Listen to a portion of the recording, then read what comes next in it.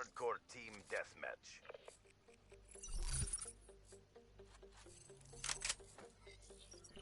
Get kinetic.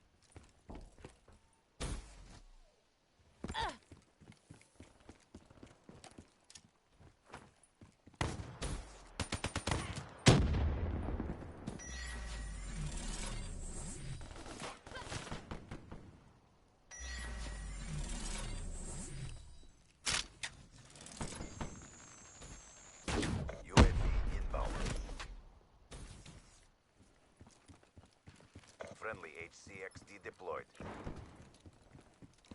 Execute that traitor now.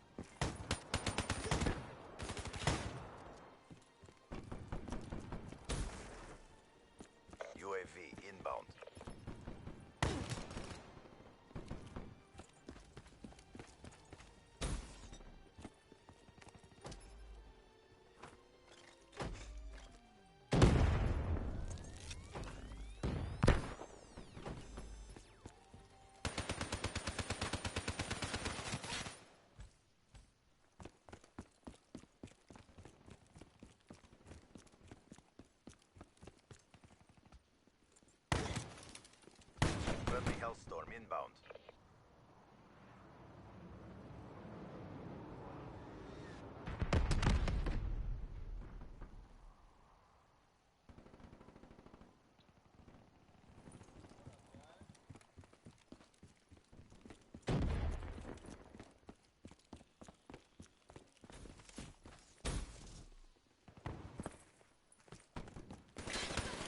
HCXD inbound.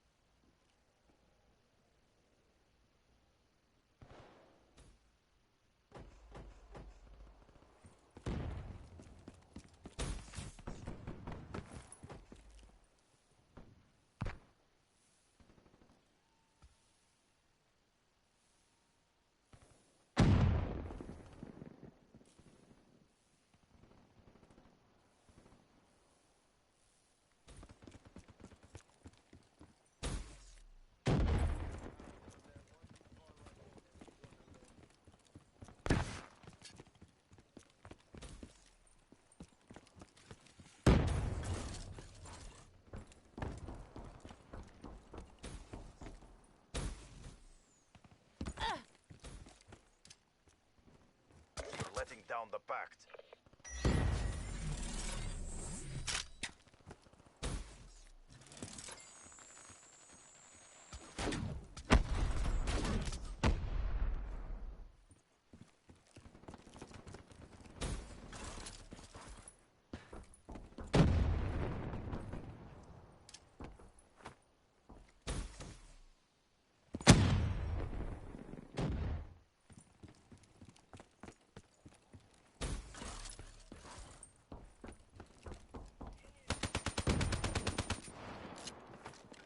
UAV inbound. HCXD deployed.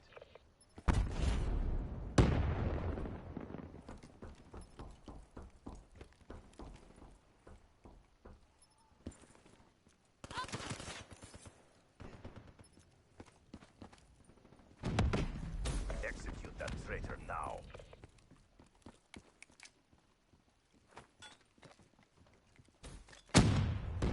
We're out of time. Don't hold back.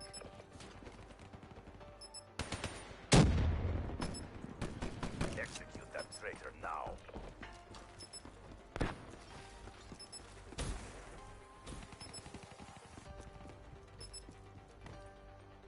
The CDP stands strong.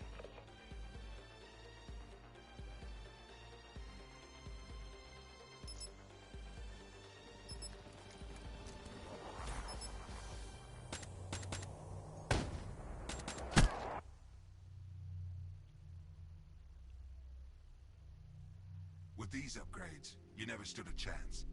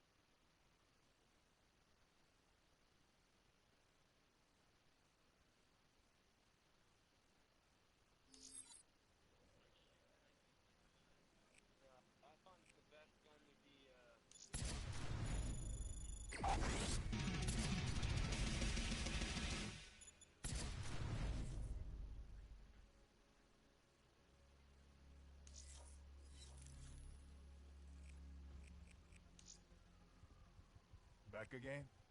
What you want? I want to see what it is as bad as you do.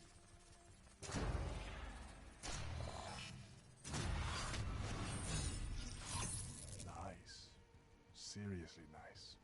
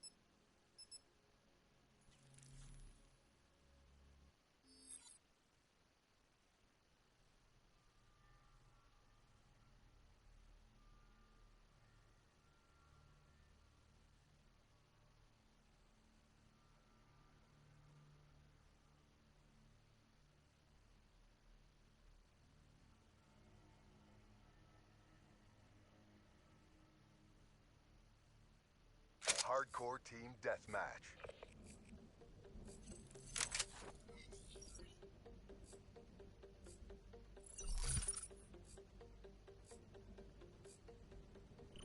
Lock and load.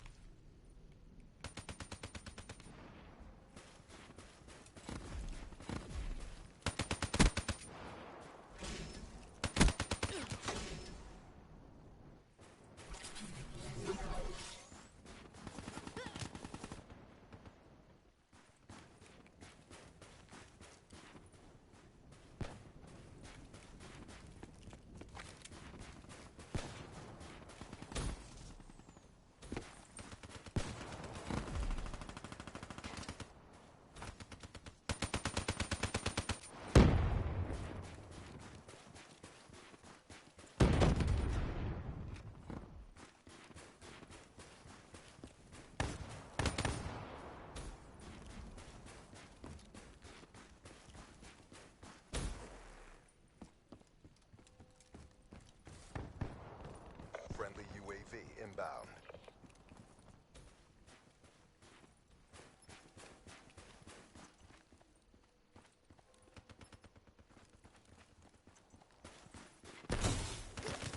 Friendly care package incoming.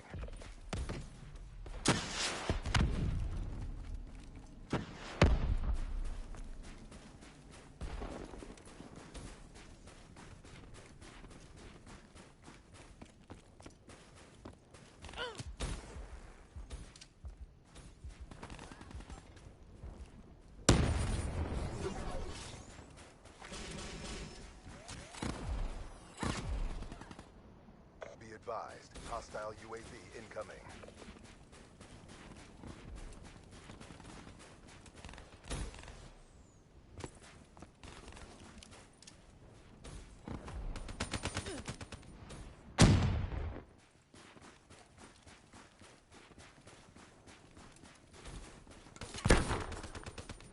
Hostile UAV spotted.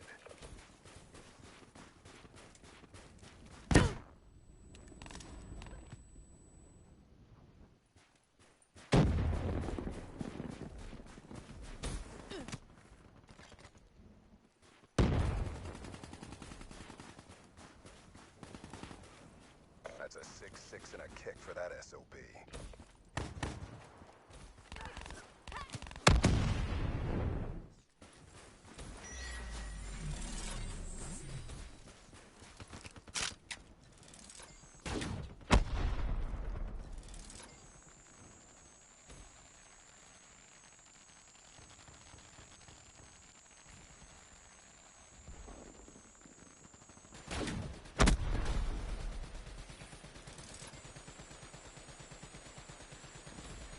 Hostile UAV above.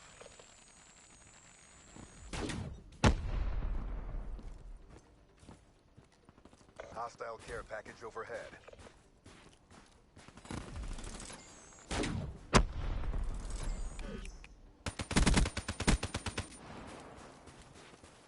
Guardian deployed.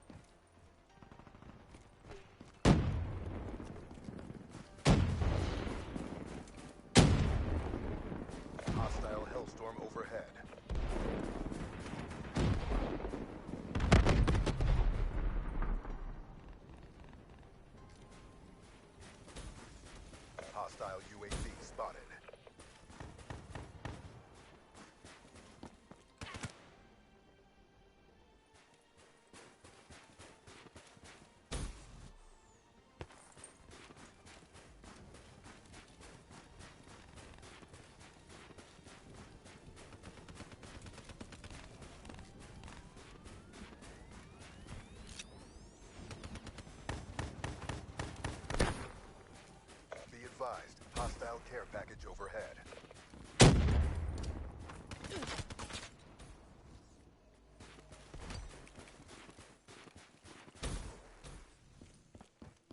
Hostile UAV above.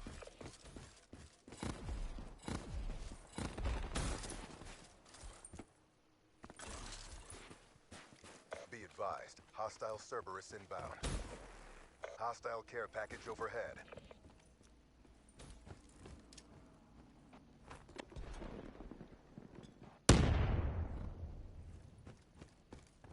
Be advised, hostile Cerberus inbound.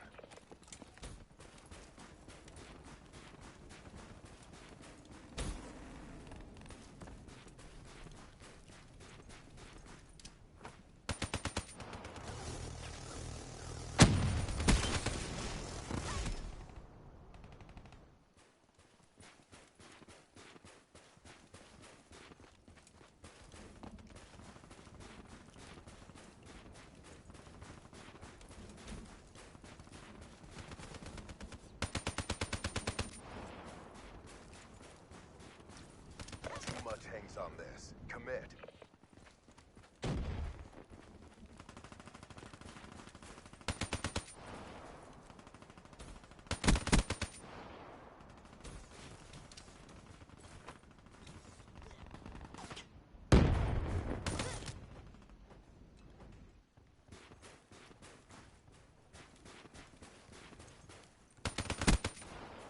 Be advised, hostile UAV incoming. Be advised, hostile care package overhead. Hostile UAV spotted. Hostile care package overhead. Mission failed. New assignments incoming.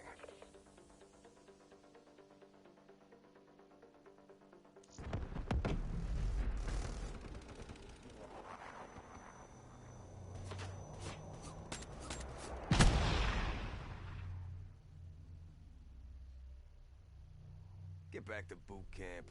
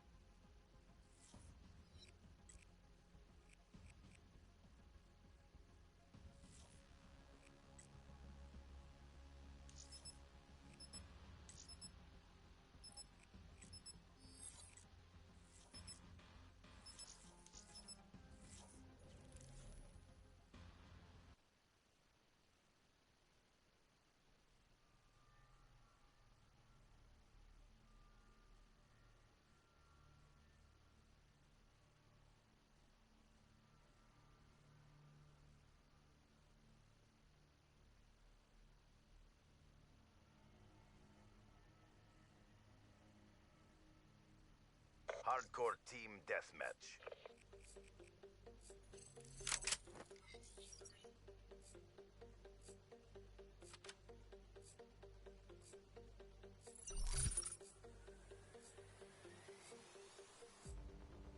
Break their will to resist.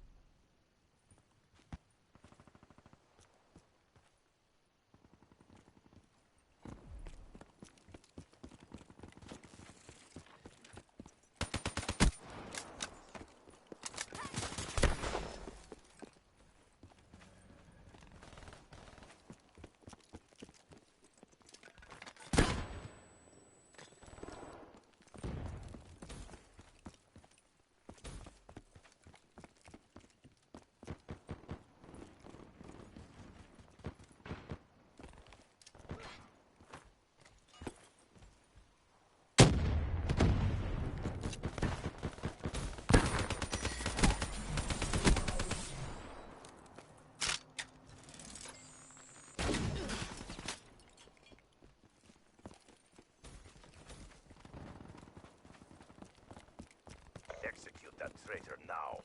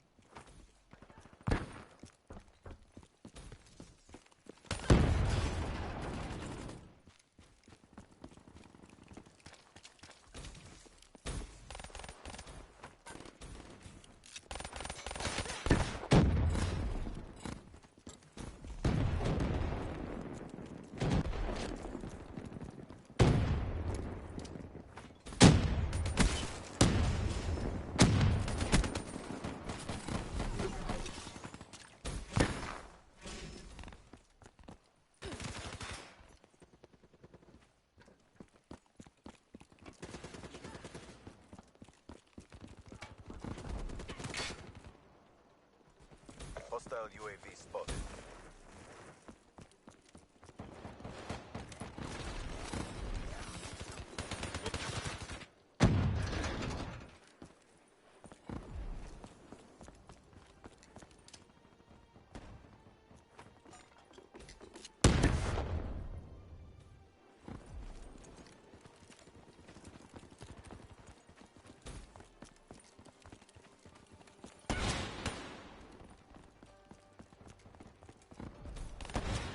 Hostile UAV above.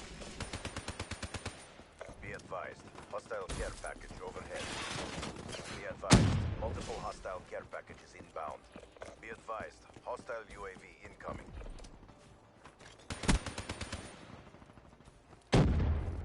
Hostile UAV above. Hostile Guardian in your AO. Hostile care package overhead.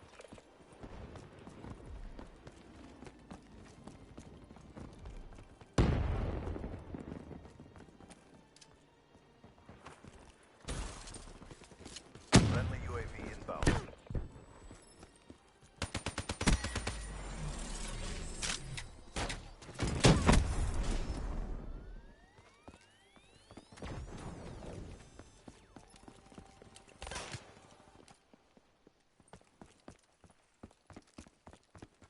Hostile hardened sentry in your AO.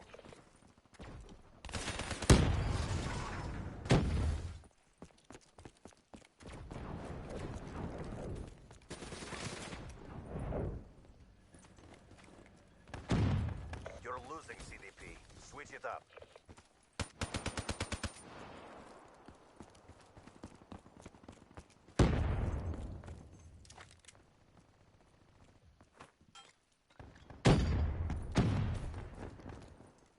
Execute that traitor now.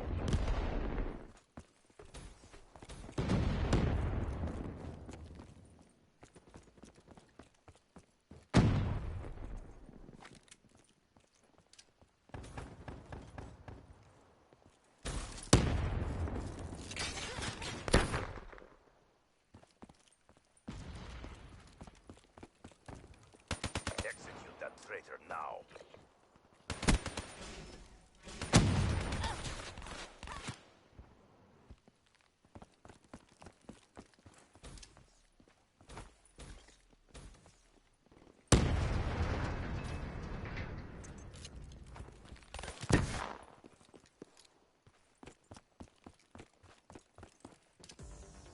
We failed in our objectives. Stand by for reassignment.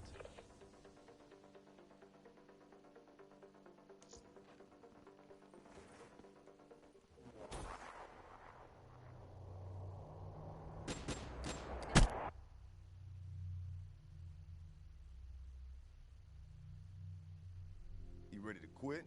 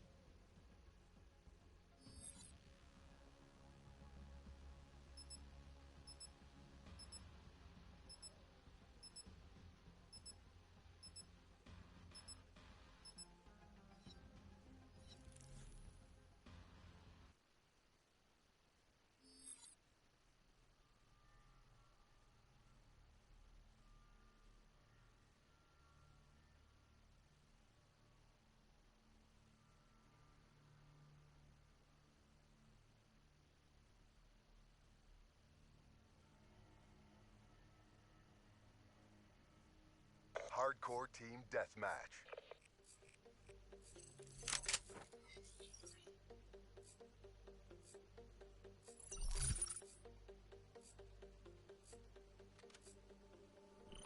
Weapons hot.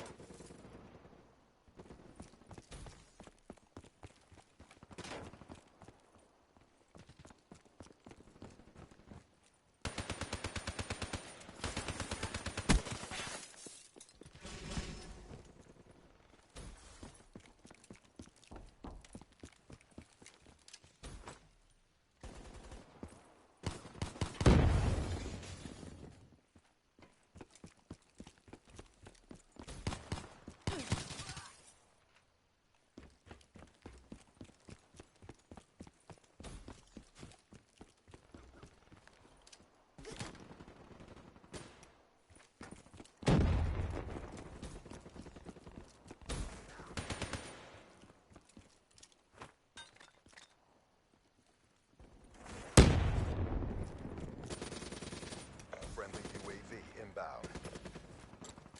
Hostile ACMD in your AO.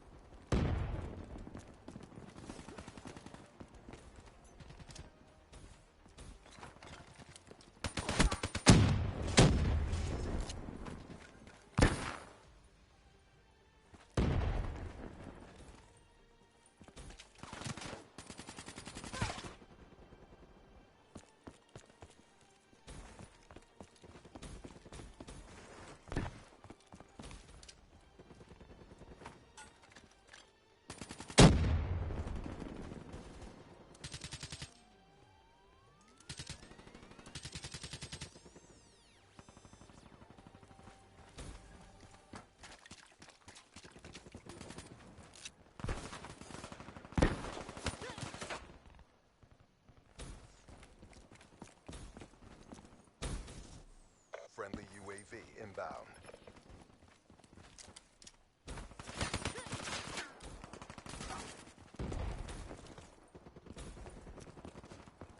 Hostile UAV above.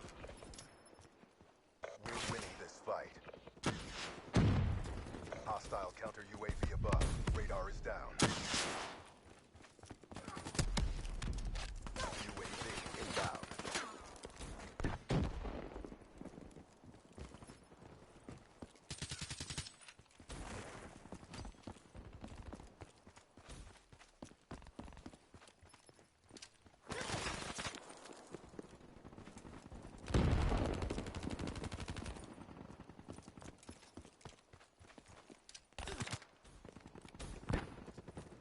Hostile UAV spotted.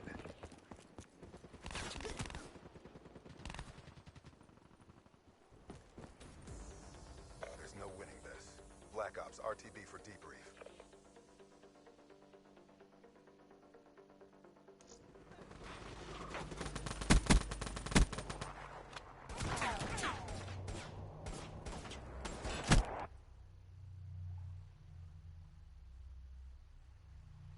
At least you fought like you got a pair.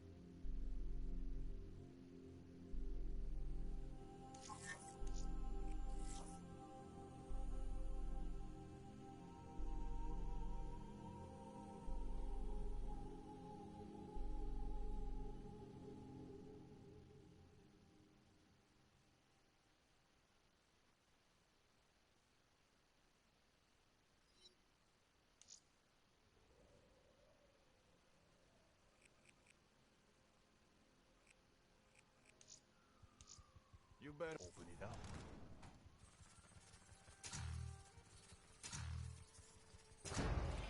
You want to take care leaving with that. Criminals and scumbags everywhere, man.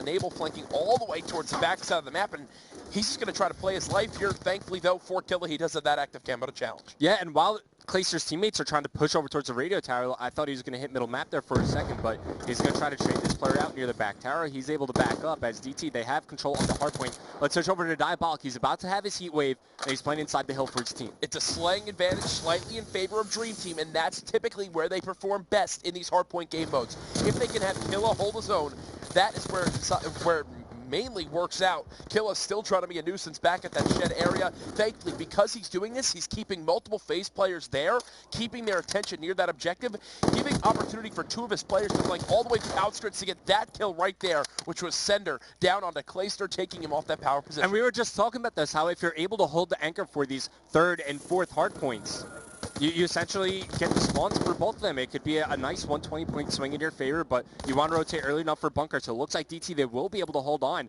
but Sender's still getting challenged. Who's this player going to be? It's going to be Clayster. Yeah, the Hellstorm missile comes in, but he gets three players with that. Did he call out Clayster, though? Sender looking around. Look at the spawns. He spawned them as far as you could possibly be because they had a player sitting at shed. So instead of them spawning on that side of the bunker, they spawned back at the top plot.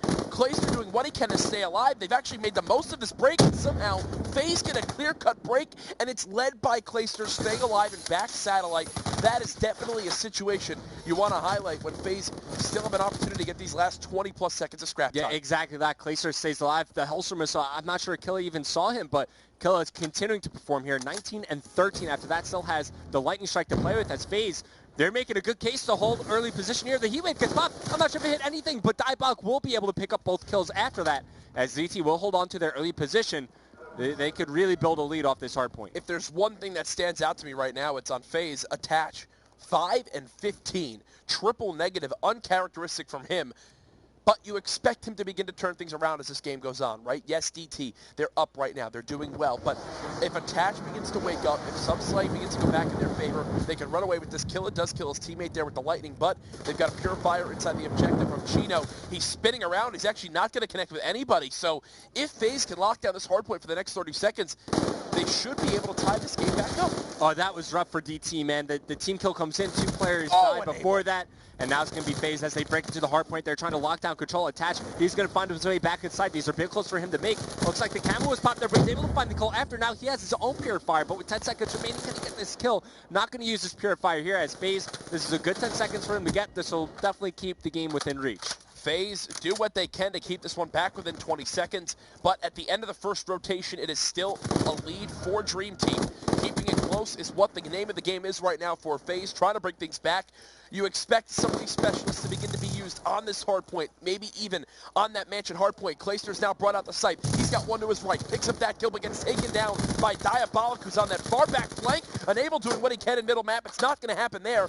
Diabolic staying consistent, currently at 15 and 12, but it is still the killer show so far this game, 24 and 18 with 52 seconds of the objective. And you know what's working for him is he's using the Man of War. I was actually watching some Black Ops 2 gameplay the other day, and he was using the AN-94 back then there, so he's really good with these fully automatic assault rifles, as he's got streaks once again.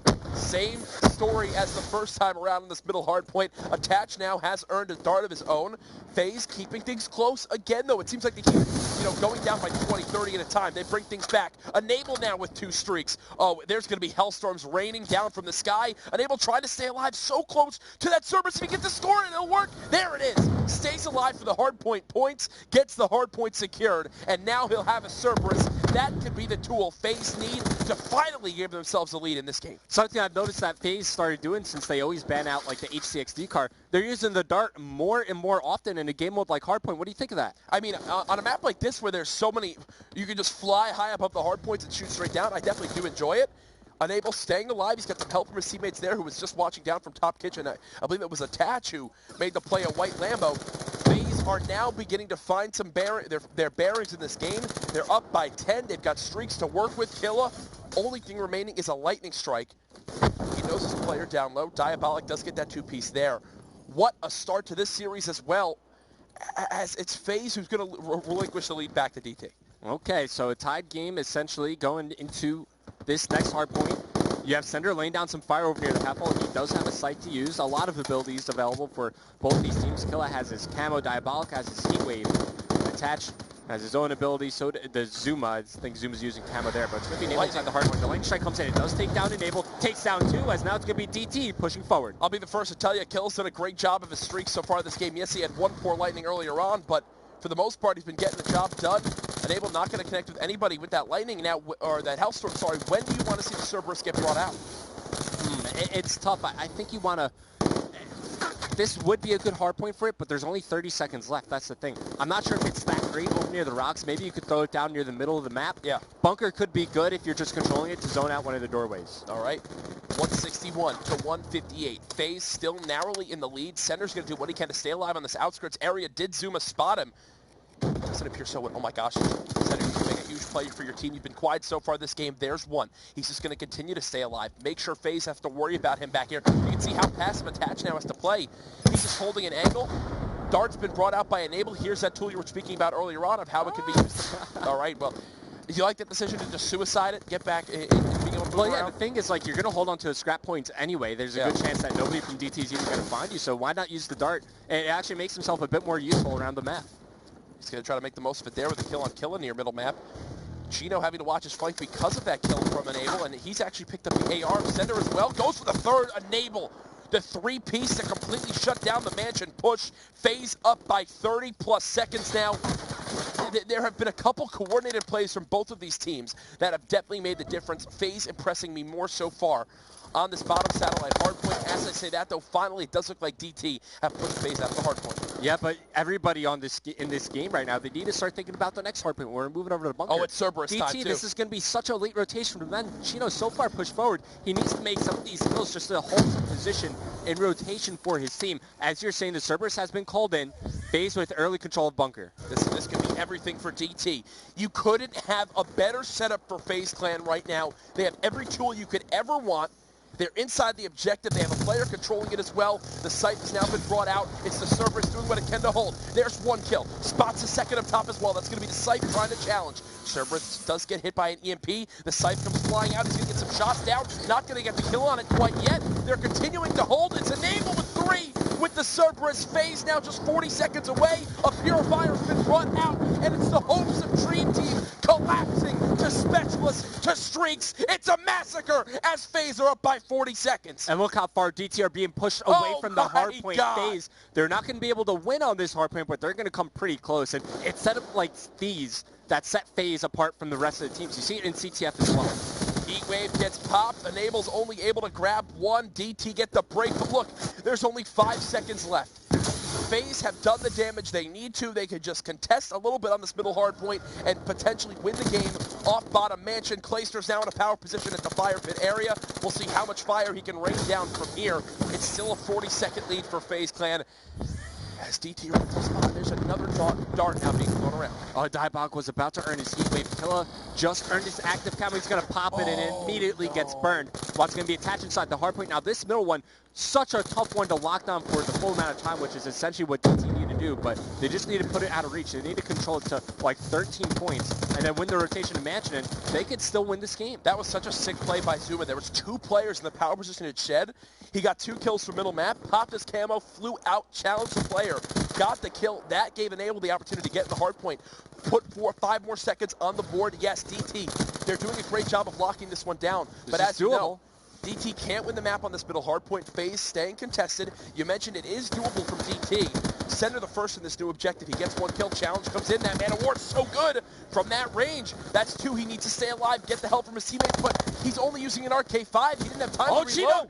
Chino gets 2. There's a 3rd kill. Not going to happen there. Attach cuts him down, and there's one final push for DT. Killa soars on in. There's one tough gun fight. Not going to happen there. They're continuing to contest, but it looks like it's all falling apart. Diabolic now on the flank. He gets Heatwave, and FaZe Clan will close it out. 250 to 226 in a dramatic game 1 of this best of 5. DT fought tooth and nail until the very end. They did not give up until FaZe reached a 250-point mark.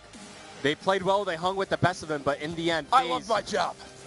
They hold on and they win the first match. What a map 1. I mean, you had Killa with like a 6-0 start. Yeah. I couldn't believe that was real. Then Enable with the Cerberus hold fighting a Scythe one-on-one. The Purifier came out in that Bunker Hill. I'm sure we wound up grabbing that replay.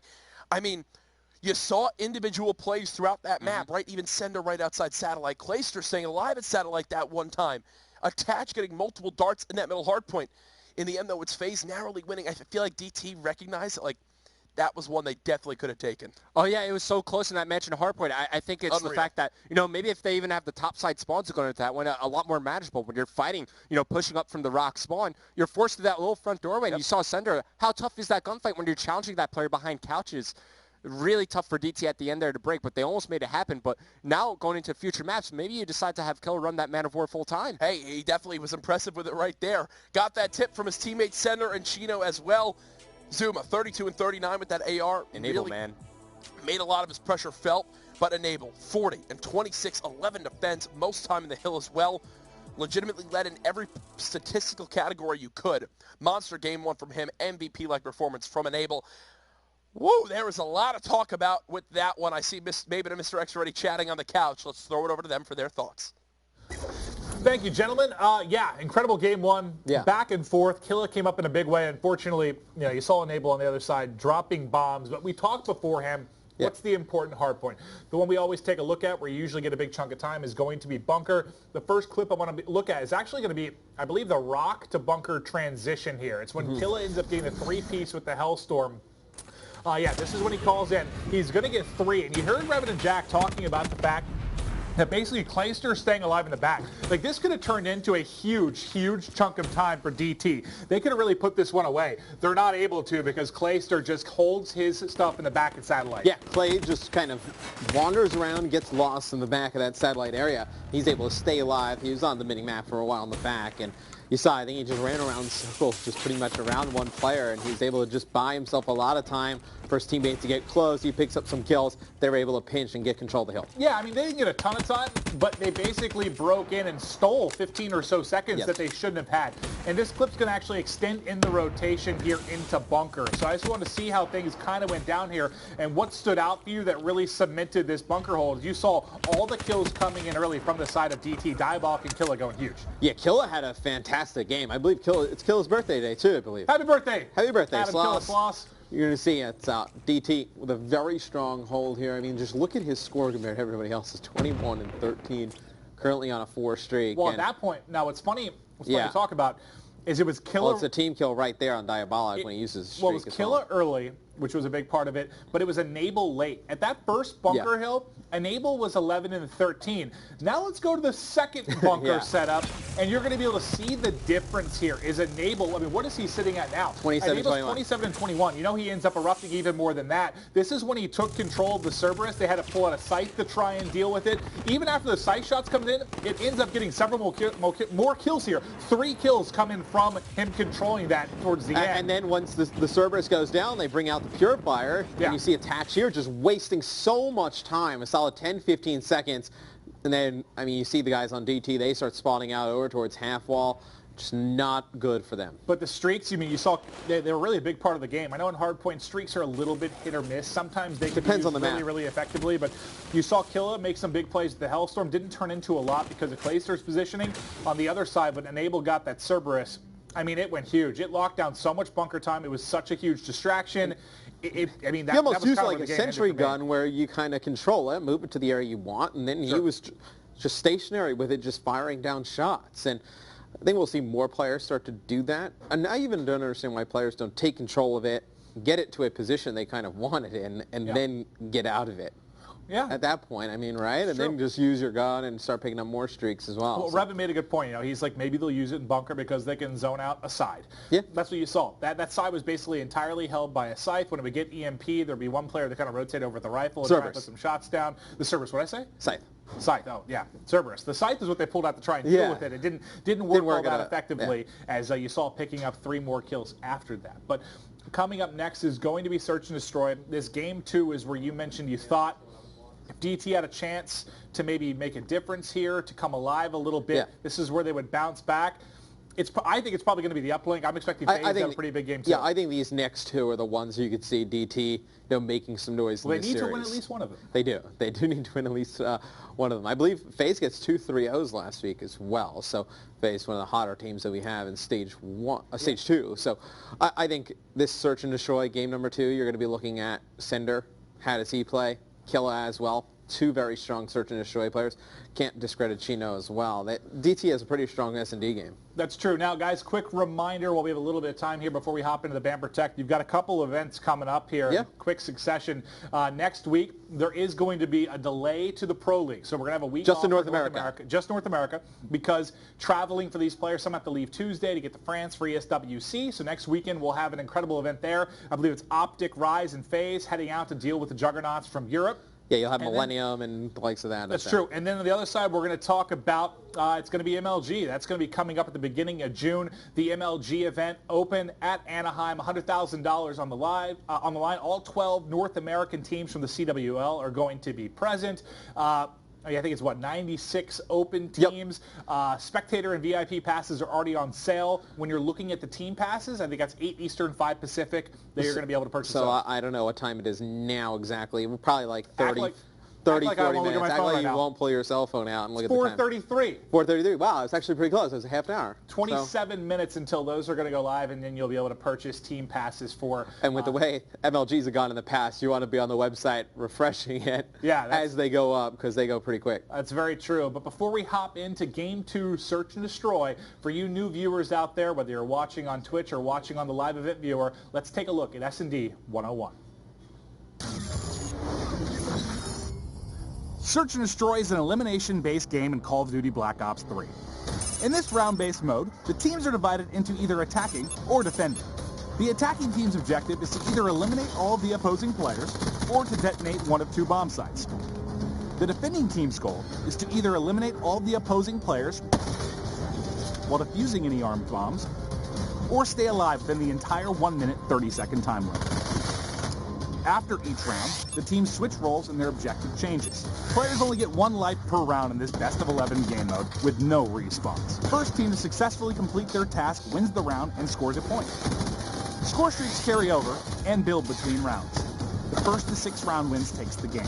This strategic multiplayer mode forces you to make each kill count and to choose all of your movements wisely.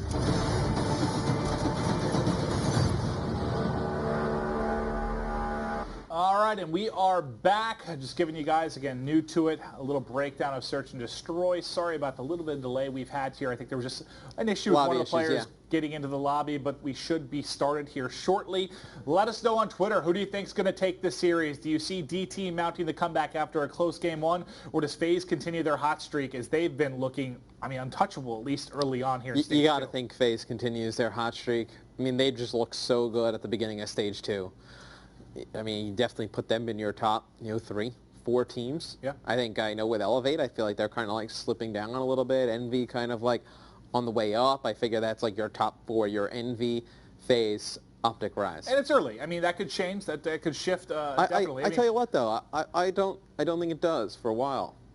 I don't think it does for a while. I think the other teams are in such like a shamble, like mess roster-wise. I still think like nobody's really figured out like their set roster yet. That I feel like you're not going to see anyone get close to those top 4 until they figure it out. Yeah, Envy's kind of the change that happened. Obviously they wanted to make a change for X and TP. I feel like that was a change. You knew it was coming. They wanted to make, and they knew who they wanted to go after. Everything else just seems kind of thrown together. Exactly. The rest of the changes that happen are almost kind of a domino effect to that. It's like, who's left? Who's off rosters? Who are we picking up? I mean, I know Complexity also made a change that they were planning on making, and that I still think could come to fruition. I think we might see some solid stuff out of that team with the addition of Goonjar. But let's hop right into the Ban Protect. First thing going to be coming off the board here for Search and Destroy is going to be Overkill. No shocker there. Nope. And I imagine you'll see stuns, high caliber, flashes, rapid, overclock go as well.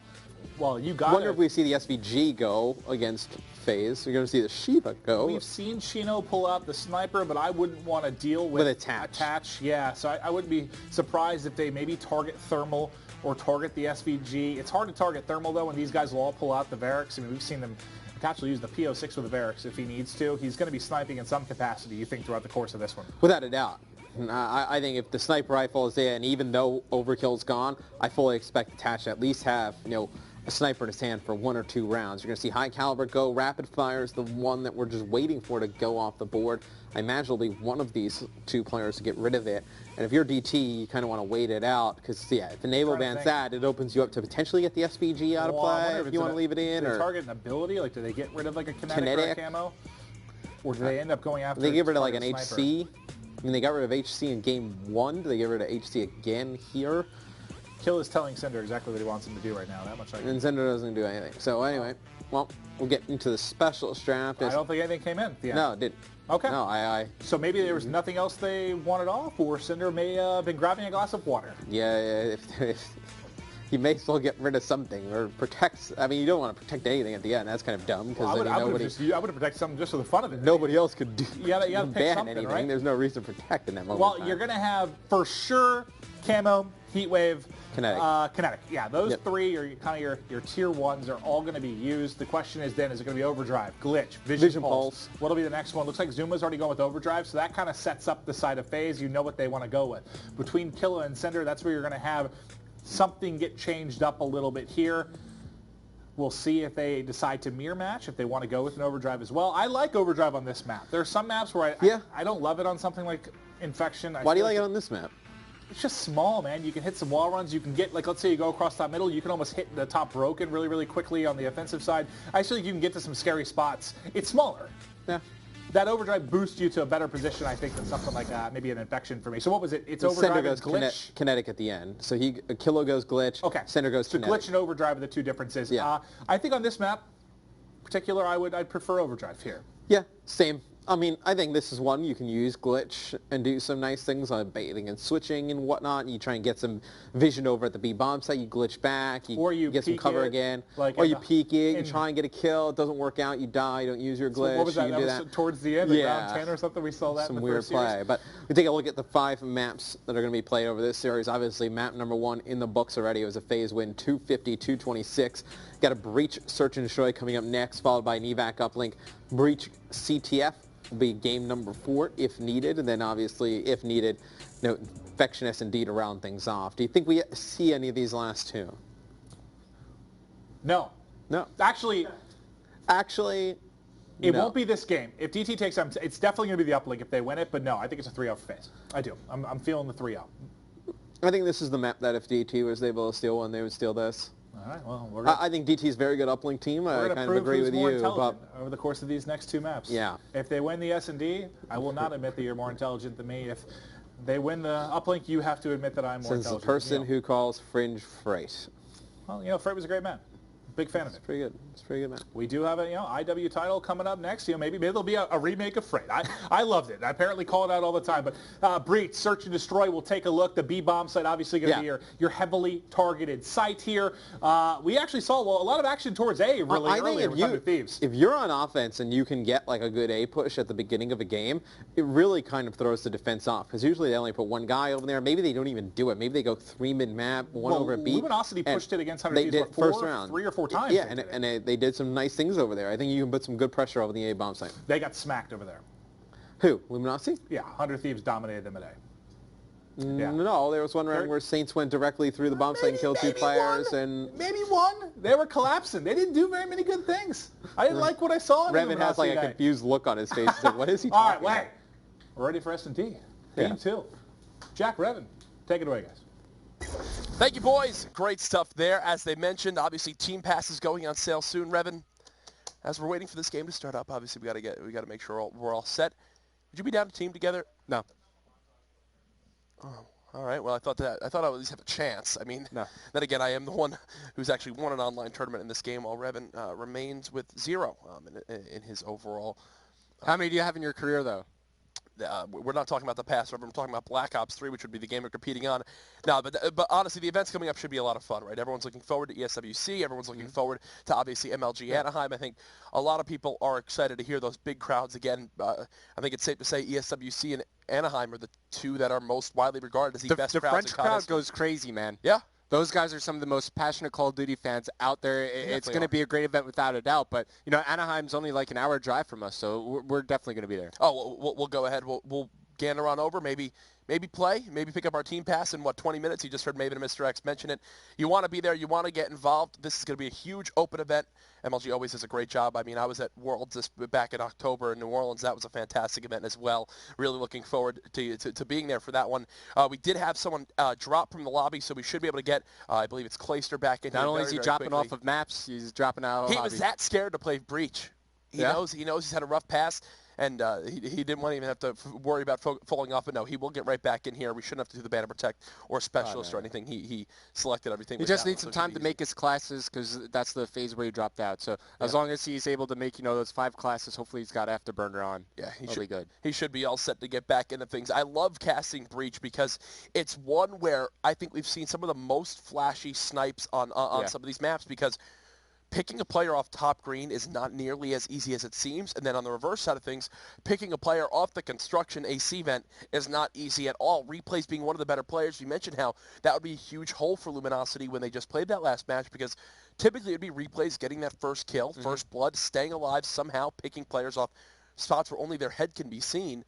Of these 2 teams, is that something you expect to see here, or will it be a little bit more straight-up SMG? Definitely, I expect Chino to have sniper in his hands, and I expect Attach to be using the sniper as well. And if you look at, the areas you're trying to zone out with the sniper rifle, there are some flashy shots to hit. The boost from top porta potties, the boost from the back defensive spawn to spot top AC. So, as you're saying, you could have a pretty big impact with the sniper rifle on this map. Yeah, definitely. And also, one thing to watch out for.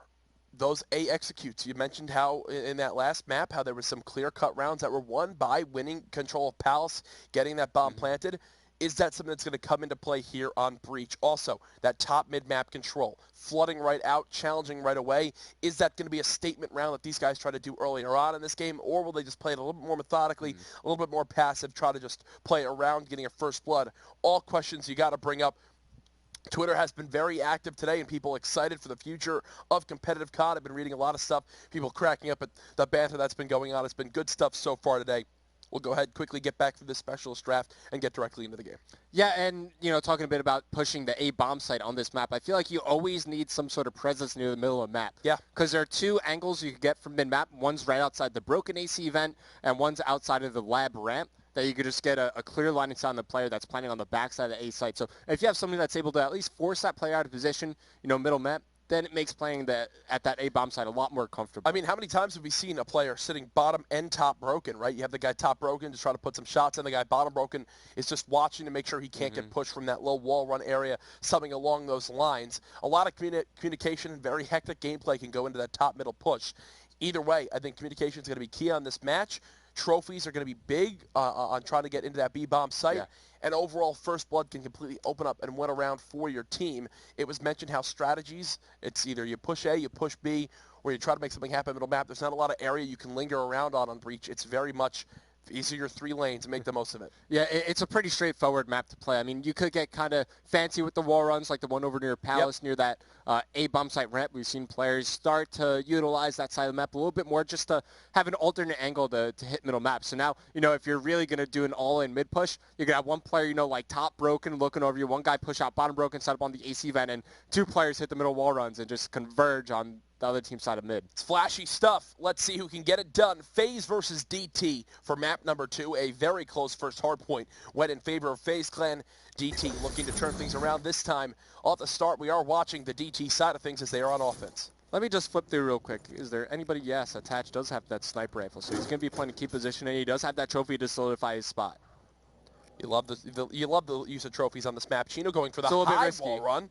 As you mentioned, very risky, but they've completely given up mid-map. Now, I did Enable spot him. I think Enable might have spotted him, because the player bottom green rotates back. That's so key, that timing. Enable saw him, and what could have been a flank from Chino instead gets shut down, and it's number advantage to FaZe. And the thing is, if he hits the low wall run, he's fine. He doesn't get spotted. He's able to run right on through. Killa, no that's way. just a rough timing for him as he's about to spot this player middle map, and he actually gets caught out, but he will stay alive for the time being. Meanwhile, Diabolic's continuing to get pressured. He was able to find 1 kill, as Killa does get flanked a little bit. He takes some shots. As now that the round is starting to stabilize a little bit, the B bomb site, if Diabolic is able to get there, he could go right for the plant, but everybody from FaZe starting to group up. This timing could work out perfectly as Killa will be the only one defending this bomb planter. Diabolic should go try to get it down. Was Killa spotted in this corner, and again timing hurts Killa. For the second time this round, he sees the shadow. Knows there are shadows above him. He'll pop on up. Diabolic gets taken down. The bomb is planted. Killa left in a one-on-one. He's just behind you, Killa. But it's not going to happen. Enable gets the kill there, and I actually really do like the decision, too, not to ledge boost to the bomb, because sometimes you never know. You'll see a player try to ledge boost, and they'll just go shooting down the map. I think people have called it a dead boost, and instead they will go to get this bomb defused. Does look like they'll just wait some time out. Get this one down. Clayster did time out, so we'll have to get him back into this game. Yeah, he's also building some specialist meter as well, but if Killa's able to save Diabolic's life at the end there, if he gets those kills before Diabolic dies, I think that could be a round DT win. Yeah, I mean, that's a big point to pick up. I'm not entirely sure how Diabolic died on site with both players top green. Maybe he just didn't have full cover on that bomb. Either way, though, bomb did get planted, and Killa was left in the tough 1v3, and it just didn't work out for him there. Well, you see that they planted on the glass side of the bomb, so as those players go on top of the roof, it's they got that free side the easiest line of sight ever. So it looks like we did lose Clayster from the game, but it seems like FaZe will play on. Yep, they most certainly will. We'll have to get him back into this lobby. Zuma now pushing towards Palace side of the map. Still a sniper in the hands of Attach. Hasn't been able to do too much with it so far this game. Zuma does get tagged up. He'll just decide to play his life. Like that decision there. He had Enable as help, but instead they're just going to recognize, hey, let's just buy some time. Let's see if we can bait one of them into getting first blooded. And now Attach just playing an angle, watching his spawn. Yeah, just make sure nobody can flank around. Enable will get caught, but FaZe, they have to play so carefully here. You could see they're just trying to isolate one player on the side of DT to try to even the man count off the start here. And DT, they just have a strong A setup right now. It seems like they know exactly what FaZe are doing. Despite that, Enable does find first blood. He takes down, I believe that was Killa. Diabolic soon to fall, so things still looking good for FaZe despite starting down a man. This is just great teamwork right now from Enable and Zuma. They're just slowly inching up, and Attach hasn't stopped left triggering the spot for the last minute of gameplay. Now finally it looks like he's deciding to move. They know there's a player this back AC side. You should see the challenge coming in from Zuma here momentarily with the help of Enable. Yeah, they have the wall run in the door. They've got to take him down. They do just that, and just like that, it's a 1 versus 3. Sender last alive playing this angle top middle. And should be spotted. There you go, yeah. Attach will pick up the kill. Wow. It was a 3v4 round for FaZe, but kill by kill, they're able to win it great patience, great teamwork coming out of the side of FaZe. They did everything right. They baited each other out. They switched, but it was all bait and switch, right? It was all calculated. Yeah. You have Zuma peek first with an AR, get a couple bullets into with a sub. They'd get a couple bullets in, and then Enable would peek, finish it off. Then Zuma got some positioning on the map. He got a gunfight win. They both pushed the player near the backside of the map. And now, just like that, Clayster is back in the lobby, and it's face up 2-0. And Zuma, look at how close he is to an overdrive here. So overdrive has been a specialist I've been using more and more, and you're just able to open up so much of the map if you could make overdrive work. Bomb should be getting planted here at B. It doesn't look like FaZe put too much pressure on it. Yeah, that's going to go down right away. Clayster, well, welcome back, Clayster, assuming his normal role. No, we give him a lot of flack for it, but his movement has definitely gotten much, much better. It's been more and more rare from Clay falling, but that time it looked like he got caught in an awkward scenario. I don't think he expected the aggressive push. Enable with the beautiful burst onto Chino. Attach kills Sender, and what was a number advantage for DT is now been completely forfeited as it's Killa and Diabolic up the 2v3. Killa gives up his position, challenges there. Revan, you're shaking your head at that one. Too aggressive on the side of DT, man. Not a big fan of how he just kind of just flew out, gave away his position, and then dies. FaZe up 3-0, making slight work of DT in this game, too. Why not have an AR player run FMJ and just wallbang the bomb? Just play like near back construction, even over near the AC vent. If you're watching flank, you can shoot right through that wall if you have FMJ on, and at least force that player off of the bomb just to buy time and force them to push forward into your SMGs who are waiting around the corner. Yeah, instead, though, not happening as of yet. DT maybe not getting crafty enough. Look at the performance so far from Enable, Zuma, and Attach. And Zuma's going to wind up popping his overdrive, and now I'm going to overdrive Cass as he goes and flakes right towards this Palace side of the map. He's got an HE to work with as well, and he's made his way into the Palace side. Does have control of this area, but it's Chino striking first blood. Attach answers right back. And he's just going to stay alive. And this is where Attach is at an RK5 in his spawn for majority of the offensive rounds this game. Oh, he's unable to pick up the kill there, but you also see him using the extended mags attachment on the RK5. That's something we've been seeing a lot more as players have started to figure out how useful that secondary weapon can be. But FaZe, Enable, and Zuma, they have to make a decision, and that decision is going to be to flank all the way around. You can see the green arrows of DT. They're all looking at their own base. They're expecting this. Do they bait this out, though? I mean, how long do FaZe wait where they are? Obviously, they've stopped moving forward. Zuma watching the spawn. I think around 30 seconds they'll start to move forward. Enable watching Palace, and it now looks like that's going to be their green light to begin to move. You've got players sitting back-to-back, top broken. How do they play this one? 30 seconds remaining. They've got to make something happen. Yeah, they got to start committing to a bomb site. Just throw your body at the bomb site, try to get that plant down. I heard from DT, they're stacked up. They're ready to trade out kills if they start to flat them. But are FaZe even going to go for the bomb plant at this point? I don't think so. I mean, how close to the streaks? I think Enable's 1 kill off. He enables 1 kill off Dart. DT must be so confused. DT are like, what happened? At least they're working together. You could see, they're playing the situation correctly. And FaZe are just going to decide to keep their progression towards some streaks and build their specialist meter in the meantime. Yeah, you don't mind that one at all. I think they kind of recognized they were in a tough scenario, and I like that setup from DT a lot. They had a player watching the stairs, and he was holding an angle that if the player lost that gunfight stairs, Sender from top broken could turn around and still defend himself. Yeah. But at the same time, Sender had vision of A the whole time, Killa had vision of B the whole time, and they closed out the round. Obviously, FaZe a little bit too nervous to move around. Sender with a nice shot on the player top broken. He's going to make him back down. Yeah, they also zone out the player over near the vent. It's going to be Diabolic moving forward. First blood strikes onto Enable. Oh, no. Sender has this player trapped inside mid-hut. He shuts down Zuma, so man advantage early on, going to the side of DT as they have full middle map control, and this opens up the entire map for them. The man of war been brought back out. Diabolic, I think, has been spotted. Oh, they bumped into each other. Oh, that could have been terrible as Killa nearly makes both of them fall off the map. Diabolic wins the engagement versus Attach. Killa should have a free kill here momentarily. Moving can keep him on the map, and there it is. DT with 2 straight rounds. Killa made some very, very questionable decisions there, but he still got it done. Yeah, I was worried when they bumped into each other here on this wall run that they might both fall off the map. Imagine if 2 players fall off the map to lose a round. Only DT things. Yeah, just DT things would be the hashtag again. All right, so now moving into round number 6. DT only down by 1. They got some abilities to work with, though. They have Glitch on the side of Killa, almost a heat wave for Diabolic, whereas you have Enable. He's about to earn his heat wave as well, and you also have 2 HCXDs to work with. So I think going into this offensive round, you just play around 1 of the HCs. That's exactly what's going to happen as they try to clear out B. HC is already flying towards that B side. He does know this one bottom green, and Attach hits the porta potty snipe. They weaken the player on site. They should try to go for this one right away, and I think that's exactly what they're going to do. They lost Clayster again, though. Clayster did wind up dropping out, and Chino gets a kill. It's going to wind up being a 1v1. Chino going up against Zuma, and Zuma, oh god, only a VMP from this position. That's not a fun spot to be in at all. Yeah, he's just trying to get the bomb in his hands. He could go for the plant right here if he wants to. That seems to be Chino's the play gonna back he's going up. to make. Yeah, so all right. he won't be able to get the bomb down. I was thinking Zuma, as he picked up the bomb, maybe he's going to try to wrap, but he could also push forward, but he just doesn't have the information we do. If he had X-ray vision, I can guarantee you he'd push right into glass and just hold that corner. I mean, now, but he's also got to worry about the flank coming in, right? How long does he just keep holding this angle? Does he never expect Chino to flank? Now it looks like he's going to give up the site, and this time it could work out perfectly for Chino, as Zuma's going to wind up going back towards the site. He sees the shadow. Oh, he does. Zuma flies back out, turns, and gets the headshot on the Chino. Oh my goodness, FaZe. Wow. Look at these shots. Zuma plays it perfectly. He winds up baiting Chino into having to push. There was only 20 seconds left, so Chino recognized, just guns I've got to go kill him, right? As he starts sprinting, Zuma comes back out, and with perfect shots, drops Chino to give FaZe a 2-round lead in what has been an interesting search and destroy so far. You have another overdrive available for Zuma here. You can maybe use it, and that's exactly what it's going to do. Just hit middle map quickly. Maybe catch them from DT off guard. And everywhere from DT, they're going B. Zuma can hit a sick timing here. He doesn't see anything middle map. Going to check middle map. Oh my God! You got to go. Called you got to go. You got to go. Spot this. Zuma, this is why you have a T-shirt called Zuma Flanks. This is why right here. He's going to go. He has to be careful though. He doesn't know if anybody's watching the flank. But opportunity.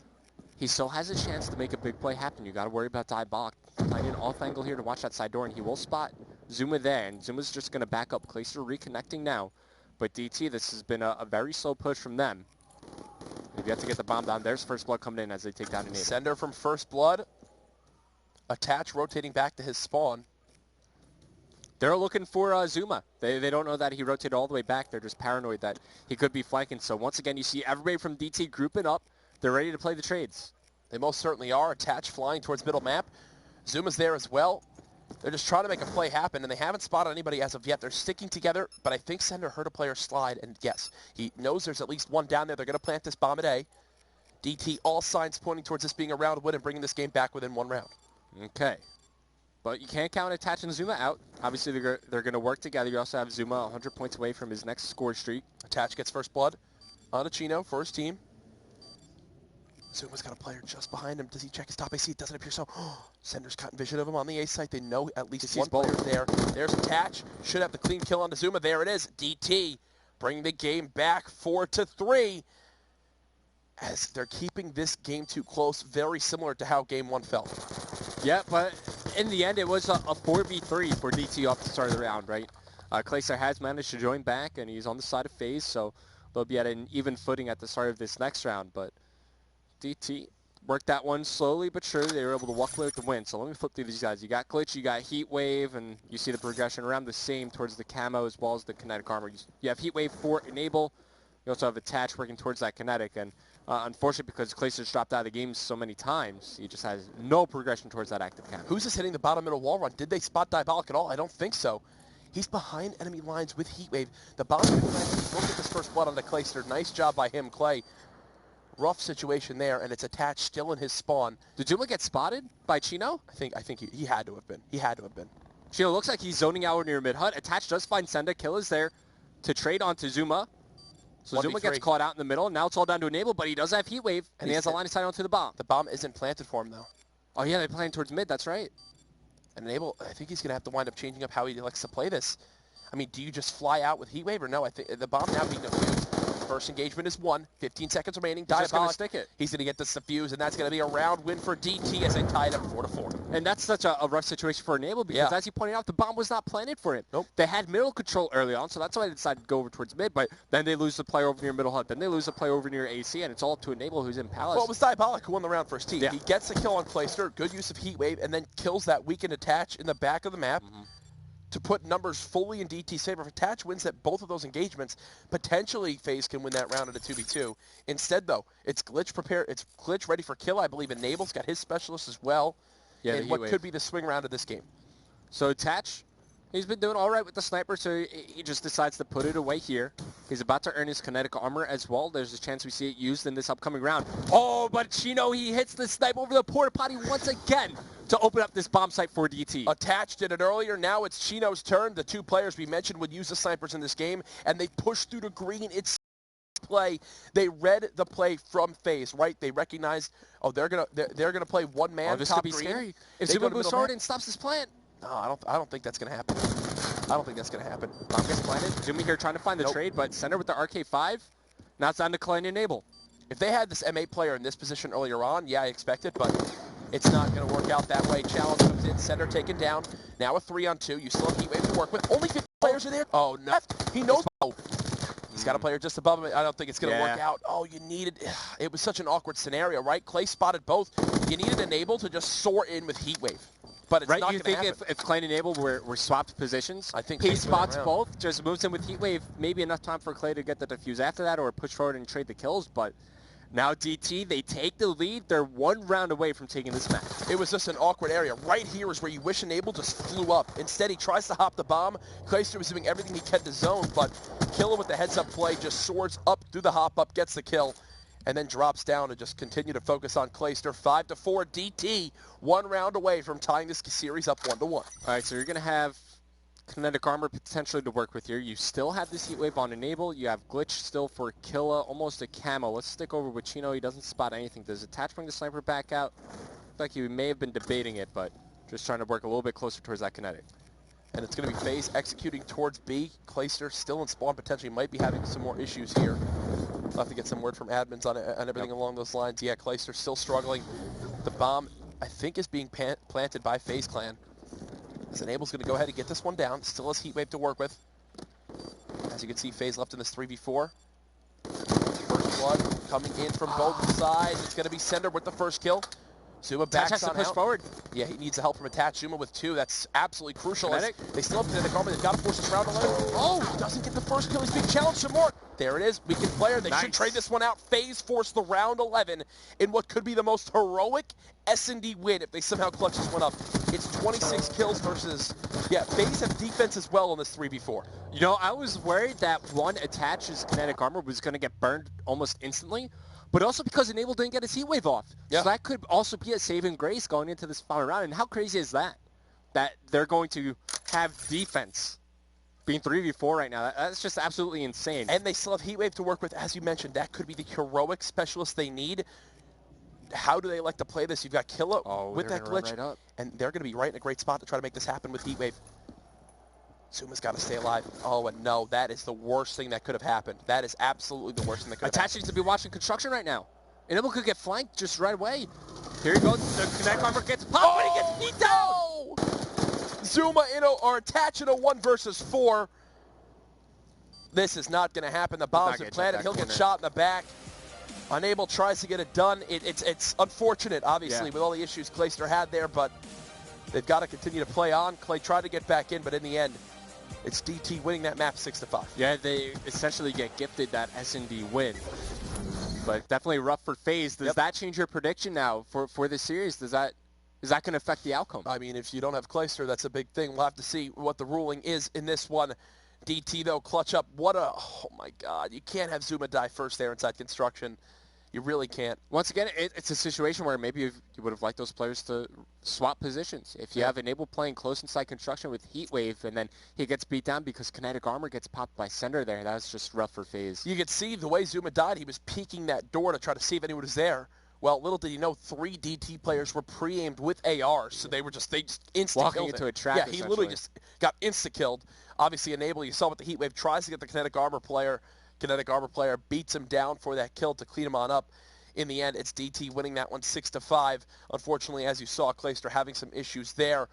We'll take it. We'll go ahead and wait for some word, but I think for now, we'll go ahead and just throw it back over to the analyst couch to hear their thoughts on what was an insane round 11 S&D in Game 2. All right, thanks, guys. I mean, the thing that stands out, Clayster unfortunately having some connection issues. Not much you can do when that's the case, unless you're FaZe. The fact that they almost won, because they won 2 2 3v4. The first replay I want to look at is going to be the first 3v4 they took, and we can kind of talk about how they were able to do that. But the fact that it even went around 11, the fact that it's close and they had defense is just absurd. I mean, DT ties the series up, but this is as poor of a S&D man up as you can play. Well, they get the first blood, which is everything, because that's going to bring it into a 3v3. They get the second kill. You heard about how well they were doing in the bait and switch game, but 3v3 or 3v4 on offense is not easy. Granted, S&D is maybe the one game type you can actually win when you're down a man. You saw them do it in a couple rounds, but I believe it ends up being Zuma or Enable. It's going to fly on this guy in the back. Yeah, it's going to be Zuma. It's going to hit the wall run, pick up this kill, and that's when it sort of closes things out. He picks it up. It becomes a 1 versus 2 for Cinder. Right then, I think Clayster is able to kind of join back in for the next round. But the fact that they were able to win 2, if they would have won the round 11, that would have been 3. The most absurd assertion to show.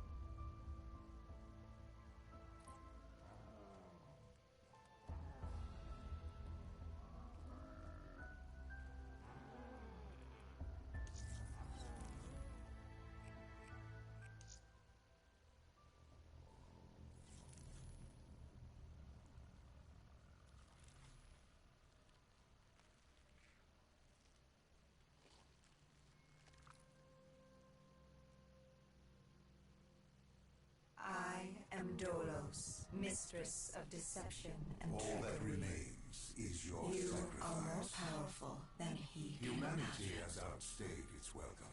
The dead shall inherit the earth. Listen to the sound of my voice. Can you hear me? Who's there? I can't see you.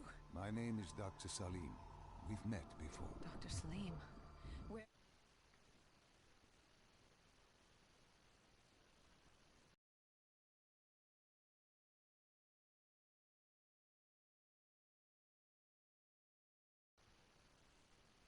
Trust me. Think back to...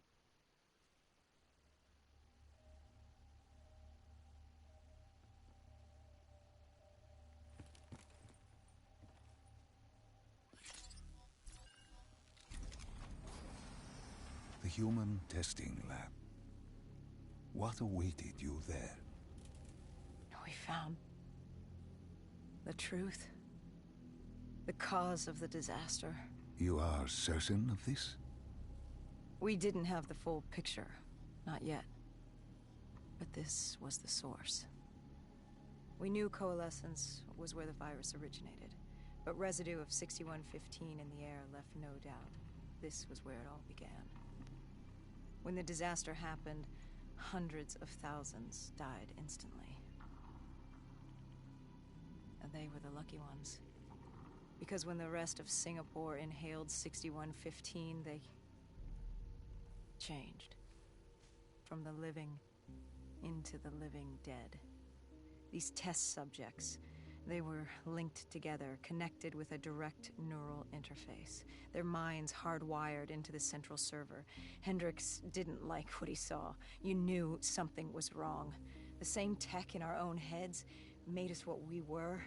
It was down here in this room. We didn't know what happened, but the data didn't lie. Man did what man always does, playing God and fucking everything up. We, the CIA, man, we created these things. We changed the world. How do you mean, change the world? The Winslow Accord and the Common Defense Pact. We'd been engaged in a Cold War for nearly a decade. 6115 changed that.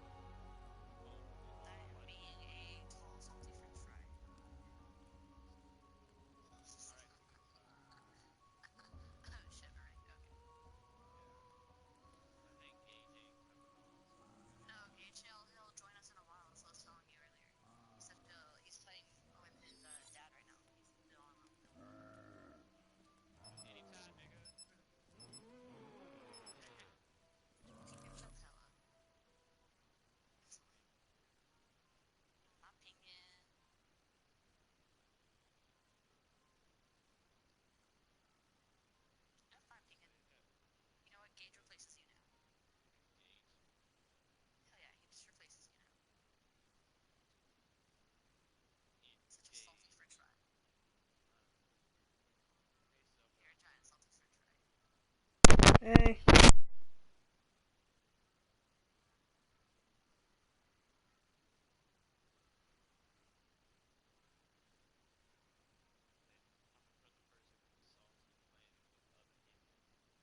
You bear the mark.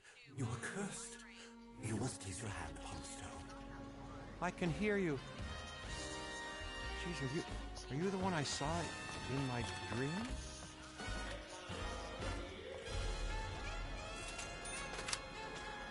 I don't know how this shit works.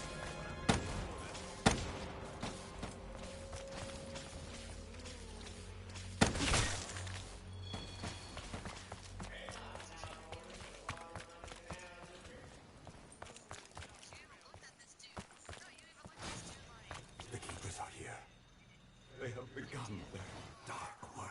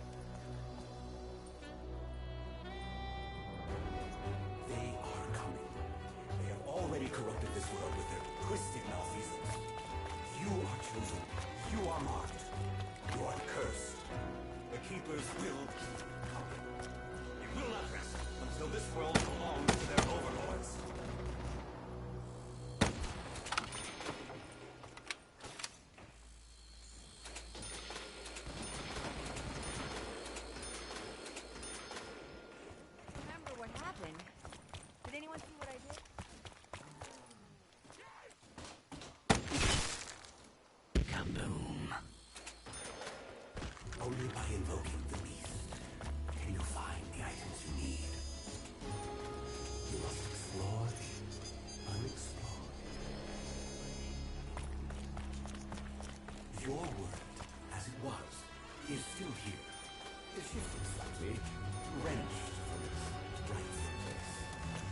Many of the souls who inhabit it have succumbed. Not on the phone.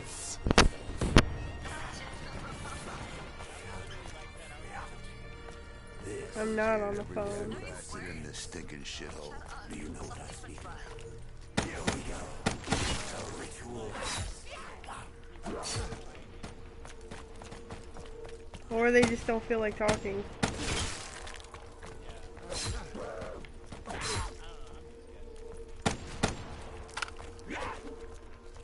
He ignores me all the time. This is actually the first time we played in a while.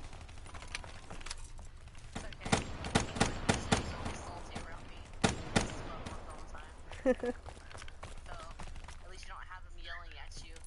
Oh, bitch! Forgive me for saying this, but this seems woefully inadequate.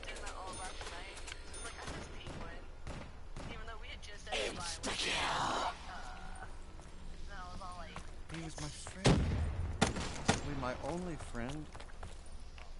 I stabbed him in the back. The worm must be taken to the sacred place. Only then will you have the means to repel the emerging horde. 4 must be collected. Only then can we prevent the destruction of your world. Yo, did you do the ritual? Yeah, I already did the top one now. So we just need to do one of the others. This gun's useless without bullets.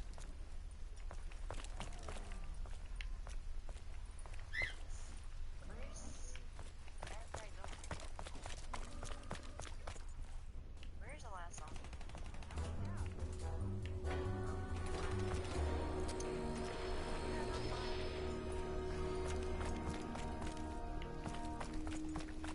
Sorry, we'll see the open door. You have blood in your hands. It cannot be cleansed. Your sins have allowed others to tear their way into your world. I feel as though something's about to manifest before me.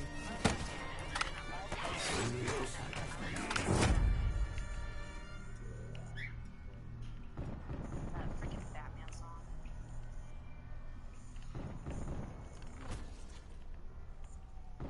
I didn't make it in time with the freaking door. Oh shit. So if you can't make it over.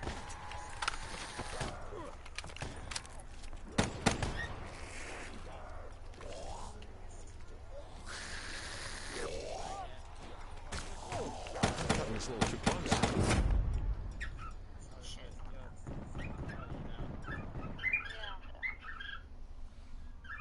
We'll cover all down right now. What is that sound? What is that?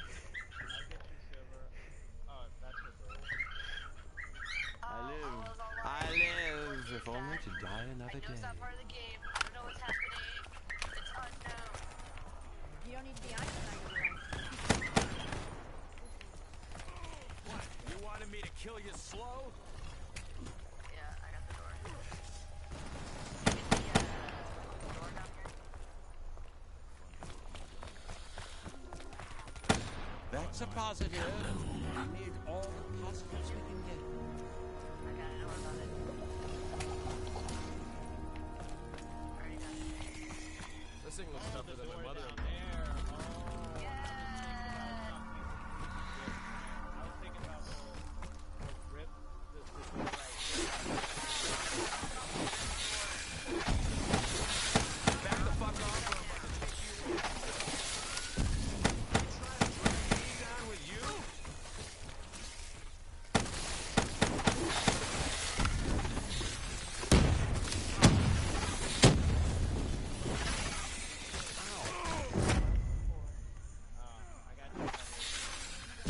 I like how I revived that dude and he just ran away and didn't even help me up.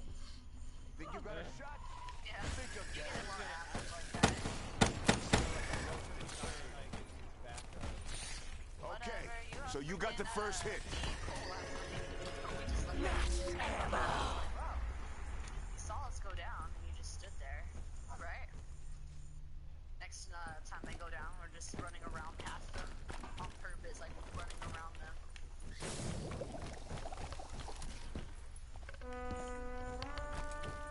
collapsing ship. Business room.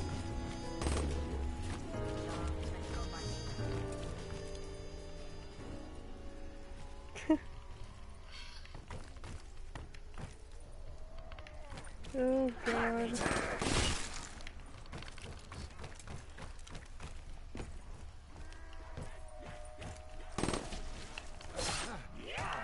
Ow!